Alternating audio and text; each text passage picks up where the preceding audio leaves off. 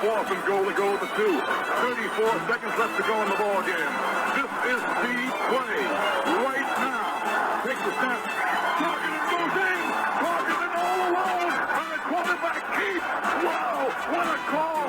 Nobody touched him.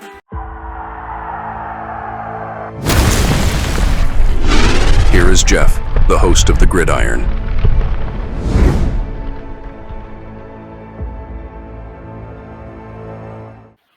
I said, I did a video on this guy here, not Joe Morris, but this guy the last time I went live. And the more you see him, the more he starts reminding me of Joe Morris. Now, hopefully, there's a lot of what happens with Cam Skattebo happens with Joe Morris to a certain extent. Joe Morris got used up. I mean, Parcells, he liked that running game. And Joe Morris basically just got pretty much run into the ground. But in 85, Morris had, 21 rushing touchdowns, I believe it was. We were a running machine that year. Of course, we ran into the Bears in the 85 playoffs and lost 21-0. But Joe Morris, Cam, he's got that little, because actually, Joe Morris is only like 5'7", 5'8", something like that. So he was short. I think I cheated. I looked. I think Cam's like 5'11", but they're both under 6 foot. Neither one's really tall.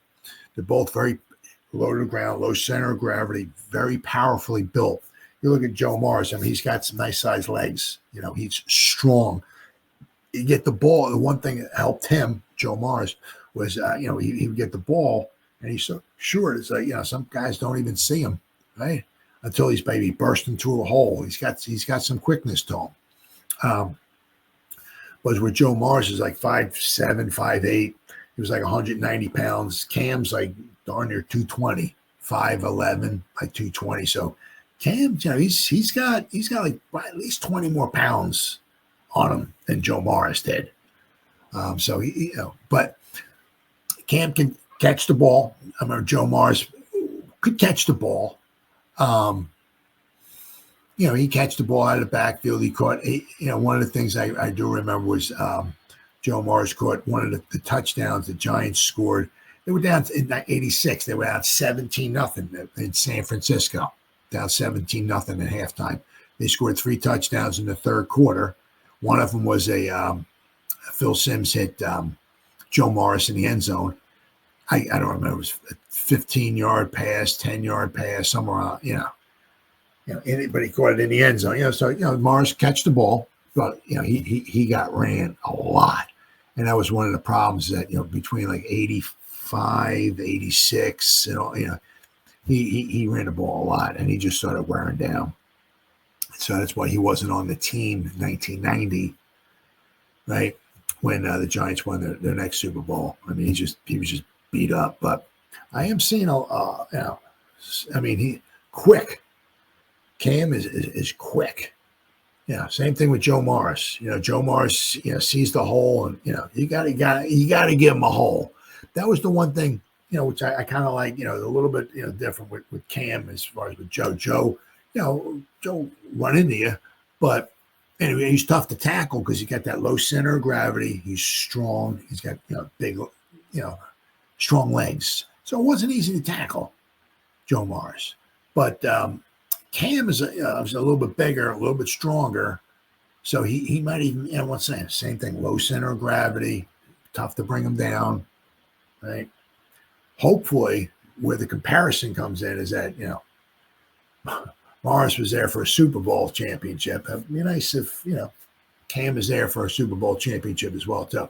The thing is that, what you don't want is that, as I said, after like a few seasons of running the ball, I mean, Morris, let's see. I mean, Joe Morris, he Parcells ran him.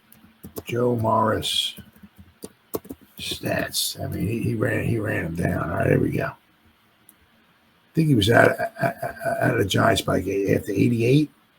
Yeah, he 89, he didn't play. He had an injured foot, and he wasn't even played in 90. He tried to make a comeback with the Cleveland Browns in 1991. He played in all 16 games. He only had 4 starts, but he only averaged 3.1 yards a carry. The thing was, 85, So what was it? 85, he had 294 carries, almost 300 carries. 86, he had 341 carries. 87, he had 193 carries, but that was the scab season as well too. There was they had 3 scab games and they missed one game 1 week. So so there was at least 4. So he only played in a grand total of 87, 11 games, right? But in 88, right, he had 307 carries. So I mean, he had like what? So 9. He had like 1,100 carries in 4 seasons. Yeah, so he just got beat up. Now the thing is that in '85 he averaged Joe Mars, right, 4.5 yards a carry in '85. '86, 4.4 yards a carry. '87, 3.4.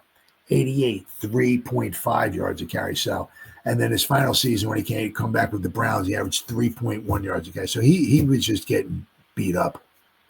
As I said, I mean, he had over 600 carries. He had over 630 carries in 2 seasons for Bill Parcells in '85 and '86. He had great seasons, but he just got beat up.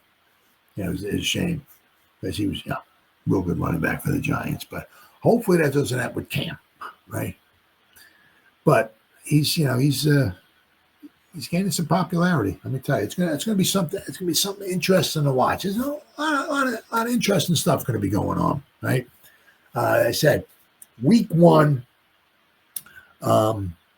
Russell Wilson under center, Tyrone Tracy will be probably right behind him, right? Week 14, 15, 16, whatever, if both guys are healthy, right? Who's your starting running back? It's going to be interesting to see because, although Tyrone Tracy's a very good athlete, Cam, he can fire a team up. Giants are in the midst of training camp, and all our eyes are on the team. Of course, one major area of attention for the Giants is their quarterback room. But there's one Giant rookie who has been in the spotlight already in training camp, and it's a breath of fresh air for the team. Giants will need all the help they can get this season to recover from their 3-14 run from last season. The rookie getting attention is Cam Skattebo. Giants drafted Skattebo with the 105th pick in the 2025 NFL Draft, and at the time, it was considered a good move. But Skattebo is turning into a dream running back for the Giants, and that wasn't exactly expected.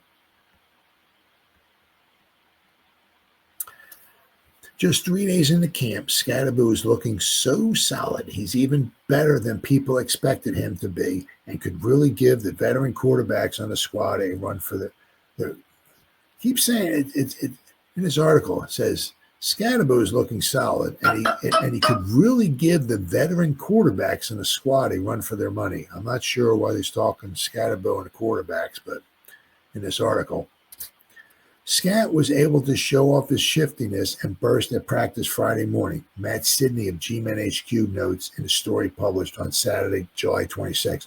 On a handoff from Jaxson Dart, he immediately got the legs churning as he made his cut to the outside. He then showed off a bit of a surprising burst to outrun the defenders to the sideline. Sidney adds that everything he's shown, said, and done so far screams immediate impact player, but it's really his ability to catch passes out of the backfield and be a true 3-down player that made him such a draft day steal. So it appears that Skattebo is worth the signing and draft day steal, as Sidney says. At 23 years old, he's a bit older than many of the other rookies, but what's a few years? Props for Brian Daboll and company for snagging this player when other NFL teams overlooked him. So he's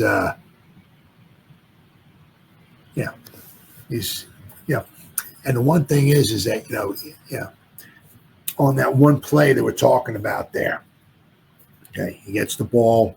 I said, I don't know where he was supposed to go. I don't know. But he got the ball, took a step or so toward the line of scrimmage, and immediately took off to the left, got around the outside, and ran to, I believe from the angle that I saw, it looked like he ran out of bounds. The defense was coming over. But he down near got about 10 yards down the field, before, the defense, whatever. He ran out, there's no contact. But if you in a game, let me tell you freaking what. I mean, Tracy could maybe lower the shoulder or something like that, but it's going to be interesting to see when I mean, you get a freaking team fired up. You freaking lower your shoulder. I mean, the NFL and the NCAA are, a little different animal, right? Especially when he came from, I think it was Sacramento State and Arizona State. Okay. But, Sacramento State. So I've seen some highlights of him lowering his shoulder and running some guys over when he was at Sacramento State and all that stuff. But, that's what he's going to do. That's what, right? Now, he's going to win some. He might lose some because he's got the low center of gravity. He's almost 220, right? So he's a solid piece of meat out there, okay? But he's going to lower his shoulder. He might lose every now and then. He might lose a little something. But to be able to lower your shoulder, knock another guy down on the ground, and not even that. I've seen him with his hand. Just take guys, fuck out of my way, mother. Oh, fuck. You know what I mean? So, talk about fire a team up. I mean, Saquon, right? Jumping over people, that'll get you pumped up, right? But not that, Cam ain't going to be able to do that, but, taking contact from another team's safety or something, whatever, they're coming up the field and he just lowers his shoulder, maybe knocks them down and keeps on going, or they try to tackle him. I mean, he ain't going easy, right?